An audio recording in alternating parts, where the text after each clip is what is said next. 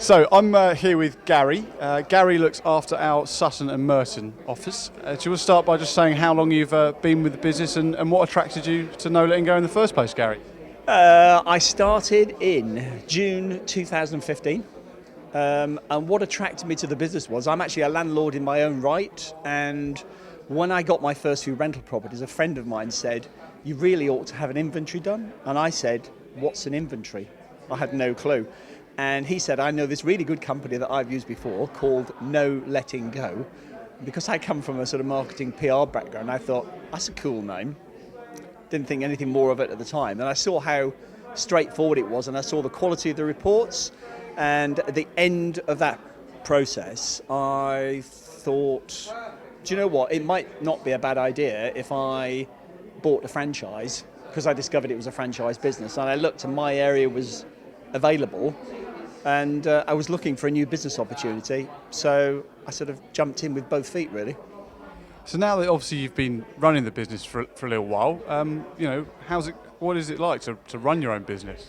I think to begin with, I would characterise it as somebody turning on a shower in your face, like a lot of cold water coming at you very, very, very quickly, because there's an awful lot of new information to take on. And if you've never run your own business before, I had run a small business before, but if you've never, there's an awful lot of stuff you need to take in beyond actually doing the job. It ranges from everything from VAT and accounts and recruiting staff, finding new customers, etc., etc. So there's a lot to take in, but once you get on top of that, you get the satisfaction of knowing that you are effectively your own boss.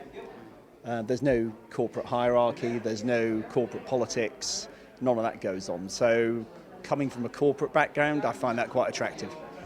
And obviously you touched on you cover sort of a range of elements there on a day-to-day basis, but what are some of your sort of favourite parts of the job? Listening to Santana really loud in the car I like the freedom, basically. So it's the fact that I can go into a customer, have a really nice friendly conversation with them, pick up a set of keys and go and do a job and hand the keys back and feel that I have actually contributed something to their business. I think that's quite important. I like building relationships with people, so either employees or with customers. You like to feel you're making a difference, and I think that's what I enjoy about it. So it's the feeling you're making a difference and you're master of your own destiny. I quite like that. Excellent. And why would an agent choose to use your services over potentially another provider on the market? We've got the thing is, it's a one-stop shop, so that's what I try and sell to people. And I try to zoom in on what it is that they're interested in. But effectively, quite often agents are surprised at the breadth of services we can offer beyond an inventory, a check-in and a check-out. So, smoke alarms, Legionella risk assessments, and also being knowledgeable about property and legislation is actually quite important as well, because sometimes you find that you actually know more than they do. And it doesn't happen very often, but occasionally you do find yourself having more knowledge. And I think this tenant fee ban is one area where I've been surprised at the lack of knowledge that the agents actually have. So is it quite an important thing to be sort of adding that bit of extra value to your clients? No, it's really, really important. So I always try and, myself and also the staff that I've got working with me now, try to teach them to go the extra mile. It's the extra little bit of service. If you can deliver it, it's the thing that makes the difference. And one final question, most importantly, why should a landlord use an independent inventory or have an independent inventory done?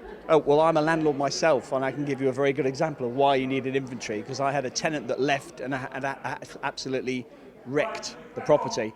So had I not had an inventory at the beginning, I wouldn't have had any sort of document which showed what the original condition was, and I wouldn't have been able to have a sensible conversation with the Deposit Protection Service about recovering that deposit. So you need a document at the start to secure the deposit at the end and make that whole transition really careful. Excellent. Thank you very much for your time, Garry. Appreciate it. Okay, bye-bye.